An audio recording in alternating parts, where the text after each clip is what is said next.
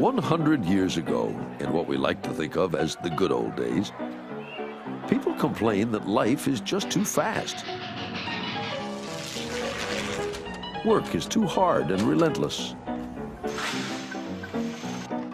There aren't enough hours in the day to get everything done. All this stress of life is even taking its toll on people's health. They complain of a whole series of nervous disorders: insomnia, headaches, anxiety, exhaustion, and something called spinal congestion. Doctors call this new disease neurasthenia, and they blame it on modern life. Makers of patent medicines are quick to offer a cure. There's Carter's Little Nerve Pills and a brand new tonic called Coca-Cola. Not only good as a soft drink, but also as the ideal brain tonic for headache and nervousness. A mild electric current passed through the body is also deemed therapeutic. But strangely, not everyone has neurasthenia, even if they're exposed to the same level of stress. One explanation: some people are born with a strong temperament that naturally resists the disease. Others are born with a weak temperament, making them susceptible. But maybe it's not that at all. Perhaps it's as simple as modern life is just too difficult, leading people to wonder, are we ready for life in the 20th century?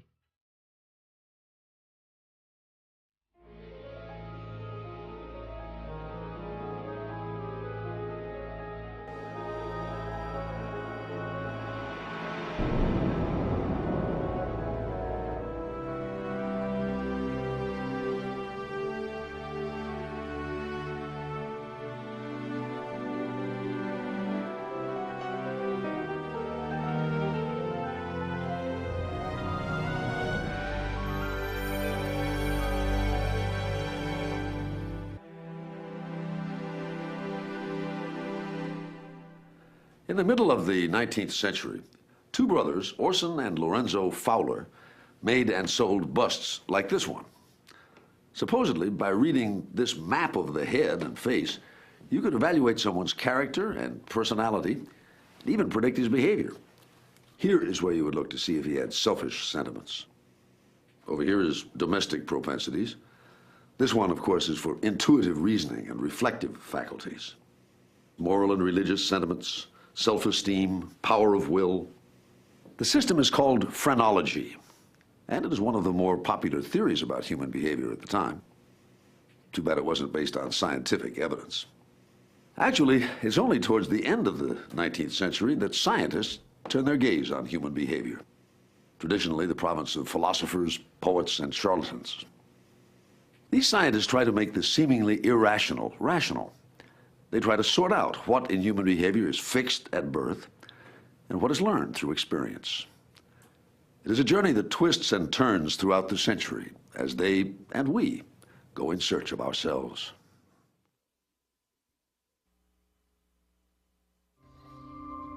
At the turn of the century, doctors interested in the mysteries of the human mind are drawn to this venerable hospital in Paris, Salpêtrière.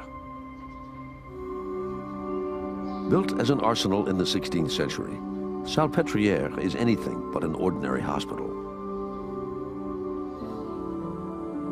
By the late 19th century, it has been transformed into the leading center for the study of a strange and perplexing malady, hysteria. A malady which becomes the passion of its iron-willed director, Jean-Martin Charcot. Charcot, by all accounts of contemporaries, was a cold, difficult, authoritarian figure. And this is what caused him to be called the Napoleon of the neuroses. In the Salpêtrière, there was a huge population of patients who suffered from what was arguably one of the murkiest disorders still around. That was hysteria. And it was a new opportunity. It was an opportunity for Charcot to bring all the skills he had as a neurologist to finally unpack the secrets of one of the most frustrating disorders for clinicians of the time. Charcot observes patients with a dizzying array of unexplained symptoms. Spasms, paralysis, blindness, amnesia. Every physical and behavioral abnormality imaginable, all without a traceable cause. At the height of his career, Charcot turns his full attention to hysteria, certain he can find its cause. He is not the first to try. The Greeks believed that hysteria was caused by the uterus, and that it was caused by the uterus as an unattached organ, kind of like a beach ball inside the body, and shifting around, so that Monday it might be in your neck, and Tuesday it might be in your wrist, and Wednesday it might be in your stomach, and wherever this uterus happened to end up, it created symptoms, the wandering womb, as they used to call it.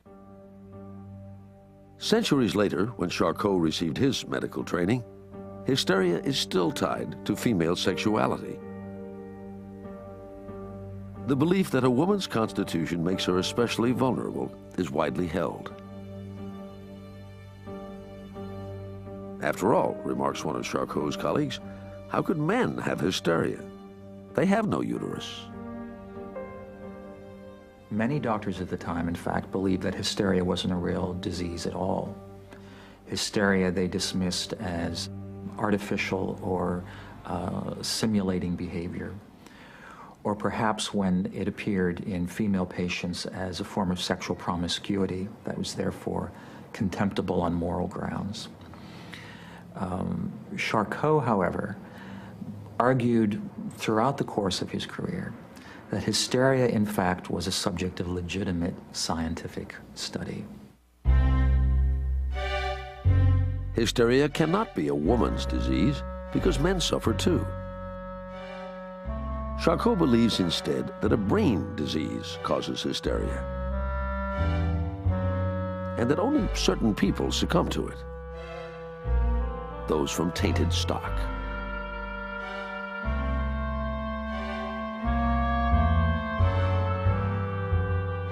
It is passed down from generation to generation. Yet Charcot is not bothered when he cannot find hysteria in the extended families of his patients. Charcot could argue that hysteria could transmute into other totally different pathological forms, such as epilepsy or Parkinson's disease or multiple sclerosis. With the hindsight of 100 years, of course, this seems absolutely ridiculous. These are totally separate pathological categories with different causes and different courses and different therapeutics. 100 years ago, however, they were very indiscriminately lumped together. Charcot was going to take this vast amorphous wastebasket category of symptoms that was called hysteria, that had been the frustration of every clinician in every major hospital for centuries, effectively, and he was going to replace it with an elegant, neurophysiologically based model of its etiology and course. He was basically going to make hysteria lie down and reveal its laws. Now, convinced of hysteria's cause, Charcot turns to categorizing its symptoms.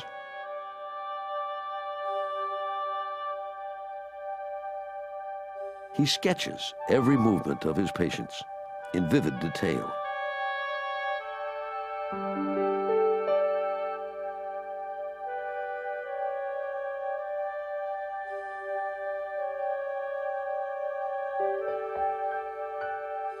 When the new art of scientific photography appears, Charcot finds an even better method to capture the nuances of behavior.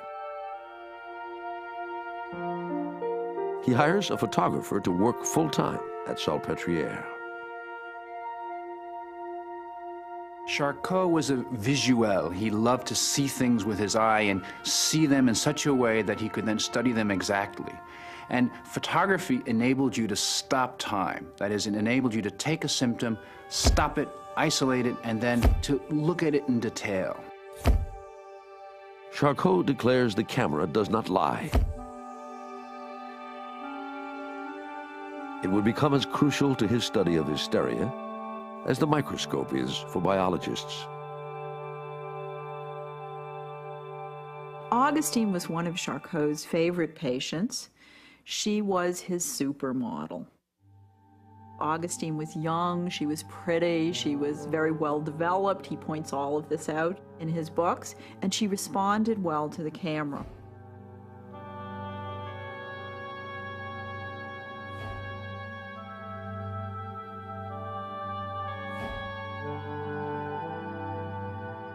Charcot will take some 10,000 photographs of his patients.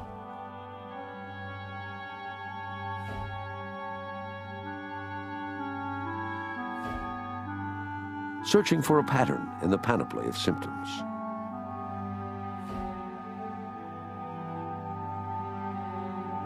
Curiously, these symptoms seem to reflect the culture of the time. He was producing photographs of beautiful, sometimes, women in very odd, but also in some ways very familiar positions. If you study the photographs of the hysterics in the Salpêtrière, you will see they resemble very much the women in paintings of the Renaissance. This is not an accident. Charcot was a great admirer of painting.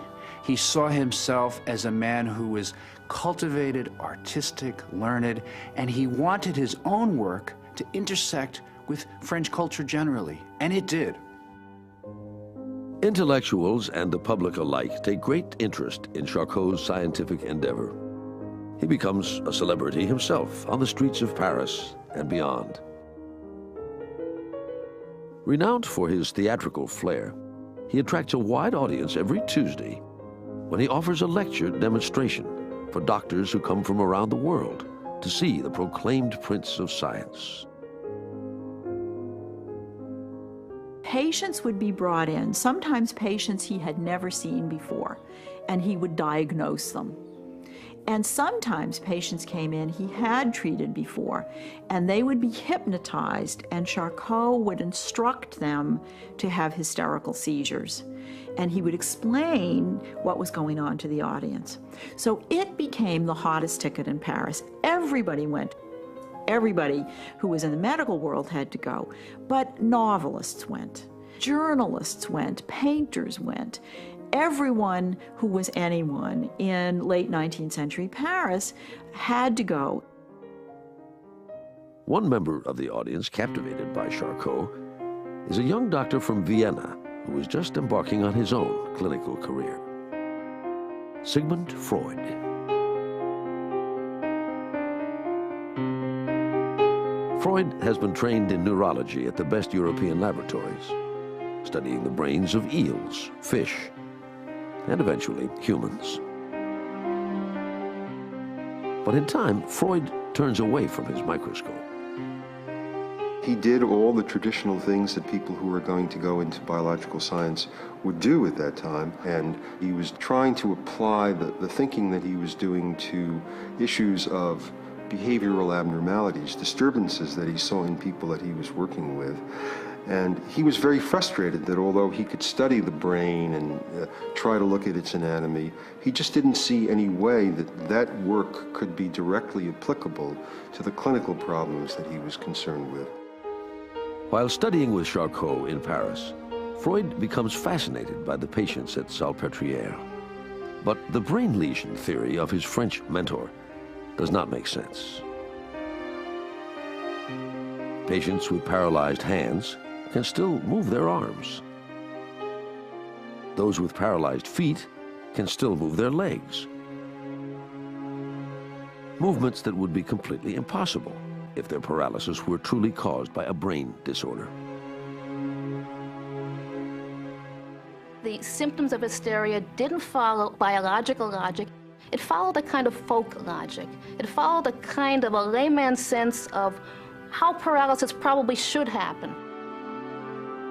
Freud's doubts increase when autopsy after autopsy of hysterical patients yield nothing. The hoped-for brain lesion never materializes. But perhaps what is most troubling to Freud is something much closer to home. Many Europeans, from the man on the street to the medical elite, share Charcot's belief that certain types of people are more prone to degenerate into madness. People who come from weakened stock, bad blood. Jews, as a group, are singled out. And the Jewish community in Vienna, of which Freud is a member, is no exception. According to degenerationist theory, Jews were more prone to nervous and neurotic breakdown. They were included in the category of character types that were particularly susceptible to nervous degeneration. Understandably, Freud is not sympathetic to this idea. He senses an anti-Semitic content in it. And I'm almost certain that this is a personal factor that allows him to discard the inherited scientific wisdom of his time. With this, Freud concludes his colleagues have failed to explain mental disorders. They have focused only on the physical body, ignoring the complexity of the mind. Finding hysteria's true cause, he believes, requires a radically new approach, which Freud will undertake in his private practice in Vienna.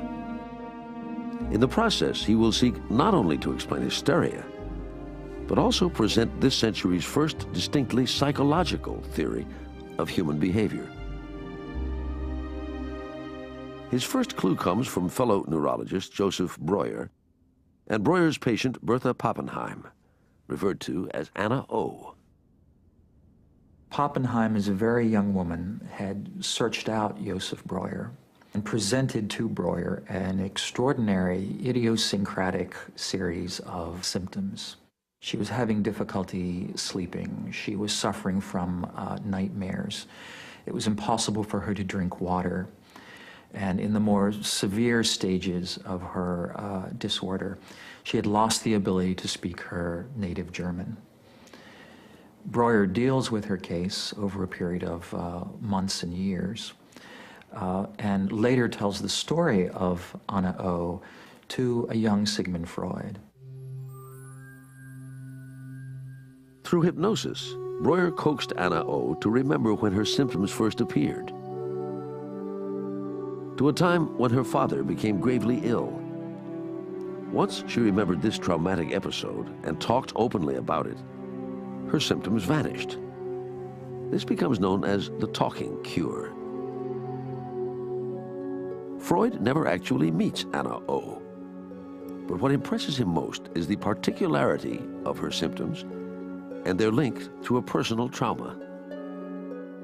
To Freud, the symptoms of hysteria reveal not what's wrong with the patient's brain, but in a sense, what had gone wrong in the patient's life. They become symptoms of traumatic events, emotionally intolerable events that a patient had repressed, and therefore that rather than finding expression in appropriate emotional expression, found expression in bodily symptoms. After seeing patient after patient, Freud believes that symptoms are invariably born out of psychological trauma. They are not meaningful in and of themselves, but act as a roadmap to a submerged inner life that is troubled. Freud says that hysterics suffer mainly from reminiscences. That is, what causes a symptom is something in the past of a patient that he or she cannot get over, cannot face, cannot think about, and that it takes an enormous amount of energy to stay away from that part of their past. So toxic is this memory, it is banished to a part of the mind which Freud calls the unconscious. The unconscious, the hidden place where dreams and slips of the tongue take shape. The home of fantasies and fears, of uncensored thoughts and sexual desires. the birthplace, Freud believes, of all emotional trauma. From his idea of the unconscious, Freud develops psychoanalysis, a new theory of the mind and a technique to gain access to it. A theory that many will not accept. Freud is attacked in his own time on a great many different grounds. Certainly the most immediate and the best known of the grounds was that his ideas were pornographic. Because he discusses sexuality so extensively and in such a cold, neutral, analytic tone, they see this as morally impermissible.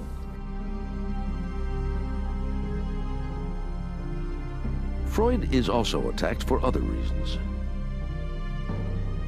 The unconscious cannot be seen or tested. You cannot study it under a microscope or dissect for it. There is no material proof of its existence. To some, Freud's psychoanalysis seems too theoretical, too philosophical, too unscientific. He was not a successful theoretician in the early years. His work did, however, attract the interest of a faithful band of adherents, and Freud used their commitment to him and to psychoanalysis as the basis for developing a psychoanalytic movement that resembles, unfortunately, in my view, in many ways, a church in its early years. People who have to be committed to the cardinal concepts of psychoanalysis in order to be treated as faithful adherents. Freud was able to create a kind of religious zeal in intellectuals, many of whom were Jewish or felt in the context of Viennese society somewhat marginalized. Here they could be at the center of something very exciting that was potentially going to transform the way in which we think the mind works. By 1914, Freud's following is still relatively small. But that will all change soon. Political events will thrust Freud's psychological theories onto a world stage, providing a brutal living laboratory for the efficacy of Freud's ideas. World War I. Germany is pitted against most of Europe, Russia, and later the United States. First World War was Europe's encounter with mass destruction through technology. You didn't kill someone close up. You were often just lying in a ditch, and suddenly someone next to you would die, because an explosion would send shrapnel and kill that person. Or you would be in a ditch for days, and then suddenly you were told, get up and walk across that field. The war lasts longer than anyone had anticipated. Days become months, and months stretch into years. The human toll is enormous. Soldiers write home, the sights were awful. Dead men all over the place, some half buried by shells. It was simply a case of looking death in the face and waiting to be hit.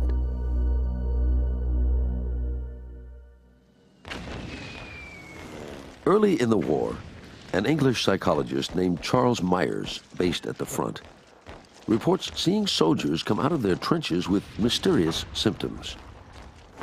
He thinks the cause may be a poison gas or chemicals, all of which are tested for to no avail. Doctors see soldiers with unexplained tremors, some who have gone blind or deaf overnight, others mute, paralyzed, crying.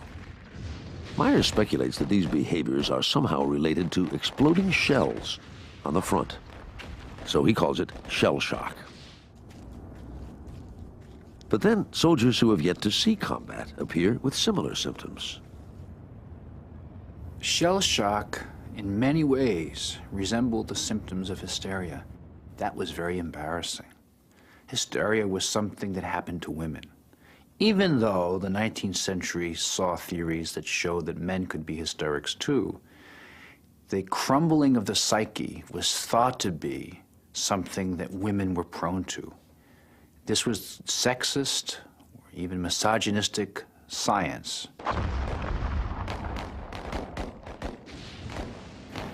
Doctors tried to find another name for it so as to spare their soldiers the shame of being called hysterics.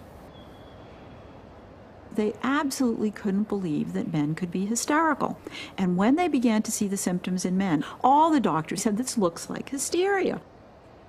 But at some level, they would not allow themselves to believe it. War neurosis, buried alive neurosis, soldier's heart, all names to describe male hysteria. Some 80,000 soldiers would succumb during the course of the war. Military doctors look long and hard for a physical explanation for the symptoms, for some evidence of damage to the nervous system, for evidence of tainted heredity. They were so persuaded that there had to be an organic cause, and in some ways so prejudiced against a psychological cause, that as they eliminated and eliminated and eliminated possible sources, they just continued to look. When doctors can't find anything, the only explanation left is cowardice. To many officers, these soldiers are malingerers who should be tried, court-martialed, and executed. And in fact, some are. But among doctors, there are a pioneering few, familiar with Freud's theories, who believe that shell shock is psychological. For them, the war offers an unusual opportunity. Freud had worked with a very small number of patients and with women patients who came from quite a limited segment of Viennese society, upper middle class women from Jewish families, basically, who were leading lives of boredom and leisure. And suddenly, here you have the war, 80,000 shell shock cases in the European armies. So they provided an extraordinary wealth of experimental material, so to speak. And doctors, at the same time that they were appalled, were fascinated. They recognized the opportunity they had before them to study precisely the kinds of conflicts that Freud had written about in this very, very large sample of the population.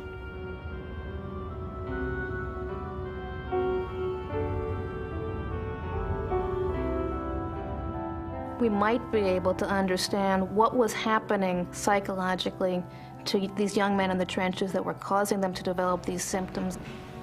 Everything in your body is saying, get out of there, save yourself, and everything in your training is saying you've got to stay in the trenches and defend your country. And the conflict is so unbearable that, as the psychoanalysts would ultimately say, the organism takes a flight into illness.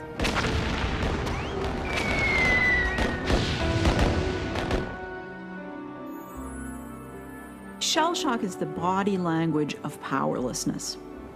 And powerlessness can come in a lot of different situations. You can have power in the world, but if you find yourself in a situation where you are powerless for a variety of reasons to speak your real feelings, the body will convert those feelings into symptoms. These soldiers who were brave, who were fit, who were patriotic, found themselves dealing with fear, anxiety, grief, loneliness, disorientation, all these kinds of feelings which were new to them and which were not part of the society's definition of what it meant to be a man. They couldn't articulate those feelings.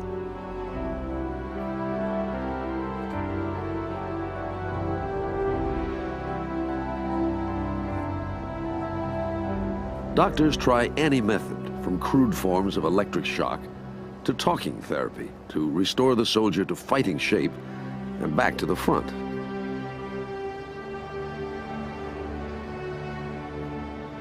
For thousands of soldiers like these, it is the talking cure that works when nothing else does. Simply talking can save them. Many soldiers frozen in fear can now be healed.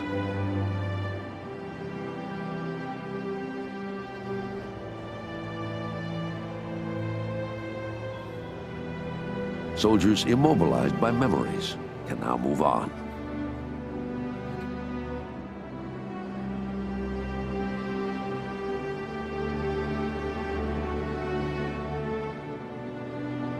The laboratory of war demonstrates that many of Freud's ideas are more than abstract theories. They can offer a practical basis for treatment.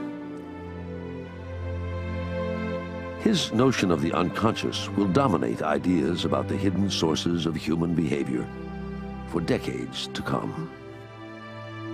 I think it showed up to people on a massive scale that emotional and environmental factors were extremely important in determining our mental lives.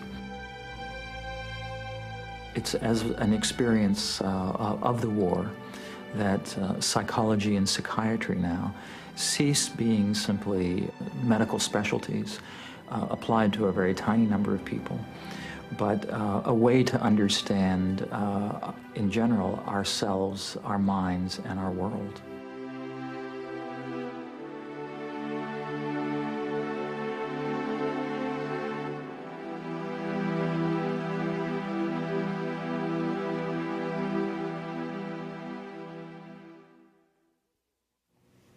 When World War I comes to a close, a battle of a different sort begins. Only this time, the weapons are words, and the soldiers are scientists. This new battle will rage between two diametrically opposed views of human behavior. On one side are the scientists who see our personalities as unchanging, fixed at birth, biologically determined. And on the other side are those who believe we can change, that we are influenced by our experiences and what we learn along the way. When the debate heats up in the United States, life is changing rapidly and dramatically. It's an unsettling time for most people who yearn for stability and normalcy and certainty. What scientists have to say about human behavior, whether it's fixed at birth and predictable, or shaped by the environment and changeable, will have a profound effect on how people view the future, how they see each other, and even how they live their lives. In 1918, the war to end all wars is finally over. American soldiers returned to a country eager to take its place as a leader in a rapidly changing world. But America's optimistic hopes for the future are soon undercut by some unexpected and disturbing news. The Army publishes the results of tests it conducted during wartime, assessing the mental capacity of its recruits. The shocking conclusion: nearly half of all American soldiers are feeble-minded. Army psychologists have fired the first shot in a scientific war that will last for decades to come. When the Army tests results were published, and it was stated that a goodly portion of inductees into the U.S. Army had a mental age of under 12, ergo moron by popular definition of psychologists, there was a sense of shock. How could it be that so many American boys had such low intelligence? They led people to believe that we had a major problem. Namely, we had too many morons. The country was filled with morons. The theory that the Army tests have proven that the country is really a lot dumber than people thought is going to feed into a lot of fears about the society that was developing. The fears multiply. The fear that America's gene pool is being weakened by an unending influx of immigrants. The fear that Americans will lack the mental faculties to perform the complex tasks of modern life. When the Army commissioned the tests during the war, the generals faced a staggering logistical task. Deluged with some 2 million recruits, they tried to match each man to the job, choosing potential officers and weeding out potential misfits. In desperation, the Army turned to a group of psychologists who believed they had the perfect tool to get the job done: a standardized intelligence test. Henry Goddard, father of the first American intelligence test, is part of a new wave of psychologists eager to be of service to their country. They had one clear, practical goal for their science: to sort the entire Army quickly, in an hour. They had to find a test that could be done fast and that could immediately distinguish different levels of mental skill. They spring into action. They test general knowledge with questions like, what is Crisco? What is the product advertised by Velvet Joe? Or what is a dibble? The Army test required an immense amount of cultural information. One had to know American sports, one had to know American advertising, one had to know that Velvet Joe was a character who advertised tobacco. In addition, they also ask questions of practical judgment. Is black the same as white? And why is beef better food than cabbage? The inherent fallacy, certainly of the tests of those days, was the fact that they were filled with the culture of a particular class and location, and were treated as though they were universal and fair. And people who were not from those classes or groups did not do well. But the intelligence testers are certain they are testing native, inborn intelligence, not acquired knowledge. And this intelligence should be as measurable as a bar of steel. It was the belief that there was an entity called intelligence, and that tests were measuring it in the same way that there's an entity called potatoes, and you put them on a scale, there's a scale that's measuring them. The scale for intelligence is developed by Henry Goddard at the Training School for Feeble-Minded Boys and Girls in Vineland, New Jersey. Through his observations, he comes to believe that intelligence, and its opposite, feeble-mindedness, is inherited. But as a scientist, Goddard wants proof. He confesses to his friend, Charles Davenport, when it comes to the genetics of intelligence, I have much more zeal than knowledge.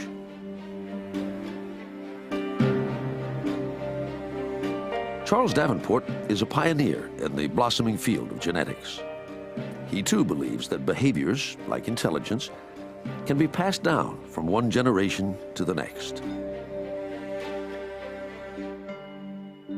If, as the experiments of Gregor Mendel have shown, there is one gene for wrinkled peas and another for smooth, one gene for blue eyes and another for brown, then perhaps there are also genes for other traits, like intelligence. A respected biologist from the University of Chicago, Charles Davenport and his colleagues have been studying the hereditary traits of animals, chickens, canaries, and rabbits. Through his research, Davenport becomes convinced that Mendelian genetics will explain not only inherited traits in plants and animals, but also in human beings. They tried to find biological bases of things that they called nomadism, the tendency of people to move from place to place. And at least one geneticist found a genetic basis for what he called thalassophilia, a love of the sea that was expressed in naval officers, and which he contended must be a sex-linked trait, that is to males, because only males became officers in the Navy. And Davenport believes that other traits are linked too. He believes that low intelligence causes poverty, criminality, and prostitution. And if intelligence is fixed at birth, then these behaviors must be genetic in origin as well.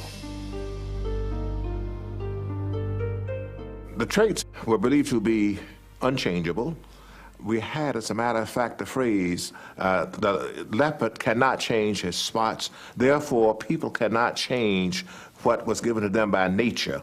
There was a belief we were products of nature, predestined to be what we were born, and that environment had no effect on it.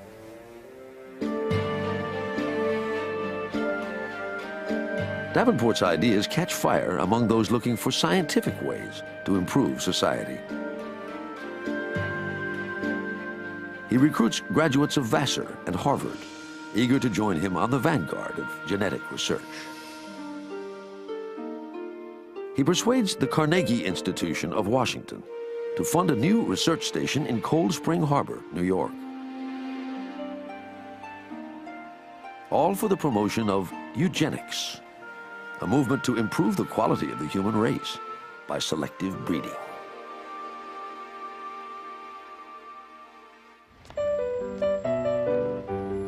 But not everyone believes that biology is destiny.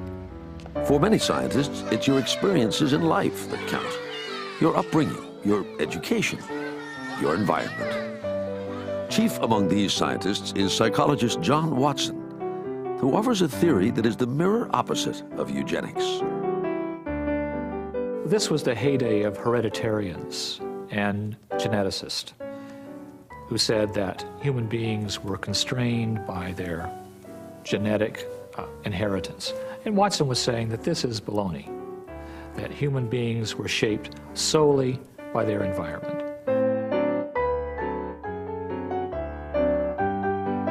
Over the years, Watson studies the behavior of babies, hundreds of them. To Watson, we arrive in the world a blank slate, tabula rasa. Nearly everything is learned, even things we think are instinctual, like fear. To prove that environment is more powerful than genetics, Watson designs an experiment for an infant known as Little Albert. He's so confident, he films it for posterity. At first, Albert shows little fear, even when Watson places a burning newspaper in front of him. Albert is also unafraid when he encounters a white rat for the first time in his life. But then Watson shows Albert the rat accompanied by a loud clanging noise, one of the few things that upsets little Albert. And he does it again. And does it again. Eventually, Albert learns to fear not just the rat, but all furry things, even without the loud noise. In Watson's mind, the Little Albert experiment is a success because it proves that fears are learned, not inherited. Watson calls his theory behaviorism and begins to popularize it. He urges parents to take active control of their children's upbringing by shaping their environment. To think of the home as a scientific laboratory. But Watson's interest in childhood is purely professional. He didn't like children much. He referred to them in one of his many statements as always squalling and shouting and dirty and wanting to be fed and sort of a nuisance. It's clear he didn't particularly like them in his own environment. But he felt that the good of society required shaping individuals right from day one, and to do that right from day one, you had to start with the babies. Ebullient and self-promoting, Watson gathers a wide and appreciative audience, which holds in high esteem any scientific thinking on the subject of child-rearing.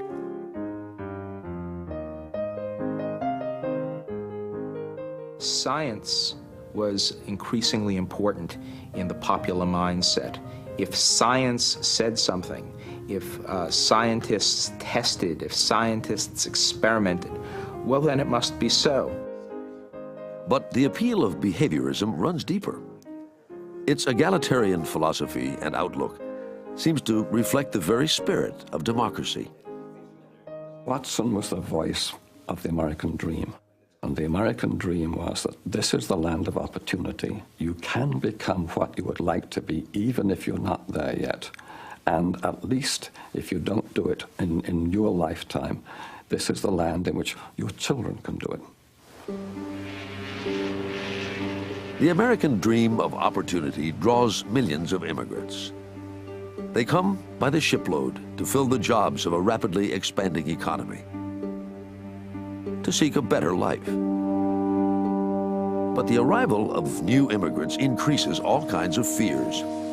Some are economic, that the immigrant worker will lower the wages of American workers, or take their jobs altogether, all the while crowding their cities and their schools. And there are also biological fears. Charles Davenport and others in the eugenics movement worry that the new immigrants from Southern and Eastern Europe are bringing defective genes with them. They have no faith that America will transform the immigrants. If anything, they fear the immigrants will transform America. For the eugenicists, the immigrant's dream is their nightmare.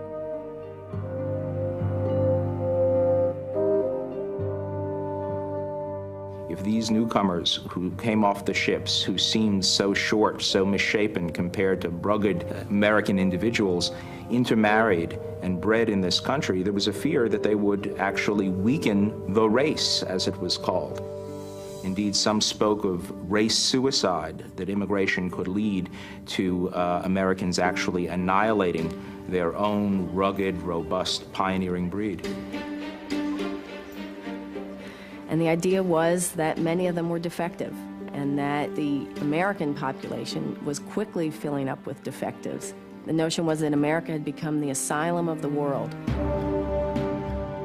There is a groundswell of national support to set strict immigration quotas. From labor unions to the Ku Klux Klan, they joined together to pressure President Coolidge to protect the nation by signing the 1924 Immigration Restriction Act. It's a law that, in the words of one congressman, is a necessity for keeping pure the blood of America.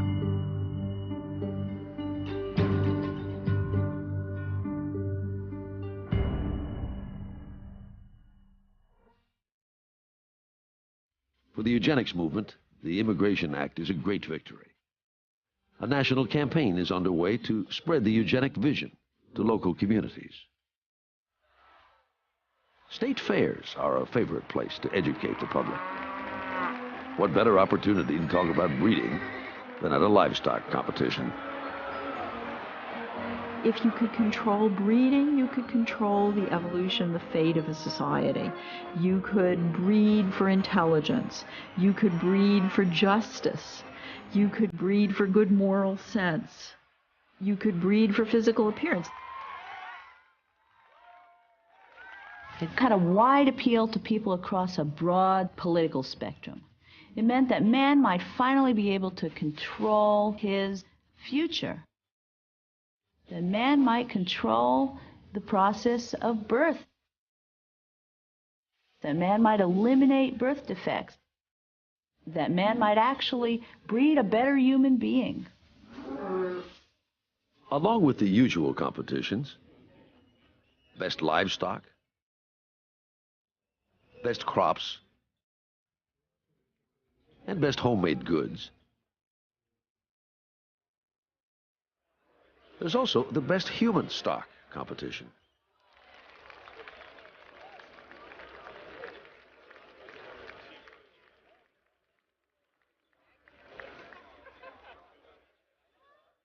Better baby contests fall into this category.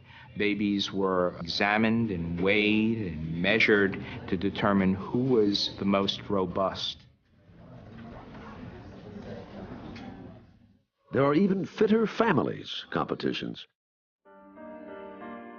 Any healthy American family can enter.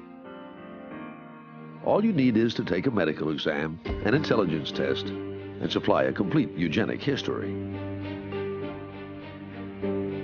But invariably, the winners are white, of Northern European stock. This is the pinnacle of the eugenics movement in the United States. There are new immigration laws. There are new marriage laws forbidding mixed-race marriages. There are even new sterilization laws preventing criminals, epileptics, and the insane from reproducing.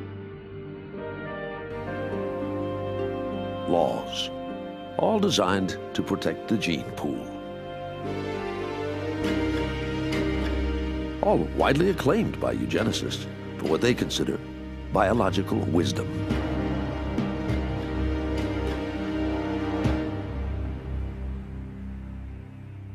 The eugenics movement begins to lose its credibility, at least as science, when a new generation of scientists begin to study genetics. When they begin to discover, for instance, that even understanding an organism as simple as a fruit fly is far more complex a process than we ever dreamed possible.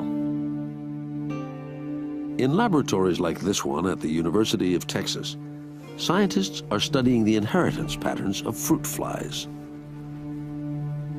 Because fruit flies breed quickly, it makes them ideal subjects for experiments to see how they change. By the late 1920s, research makes clear that genetics will not be explained as simply as one gene, one trait. The work shows that many traits are not the product of single genes, but are polygenic, the product of several genes. Something as simple as eye color, for example, can be affected by as many as 7 different genetic variables. And if a fruit fly is this complex, what, scientists wonder, does that imply for human genetics? But in the public's mind, the science of genetics, the pseudoscience of eugenics, and a popular form of behaviorism can all coexist to explain human behavior.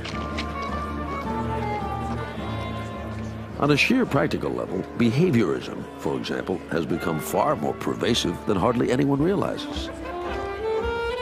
Still leading the pack is John Watson himself, who has left academia for the far more lucrative field of advertising.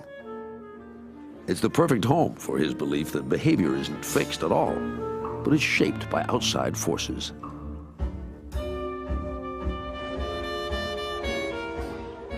Watson believed that the consumer is to the manufacturer what the green frog is to the experimental physiologist. What Watson believed is that he had the techniques at his disposal to shape consumer behavior.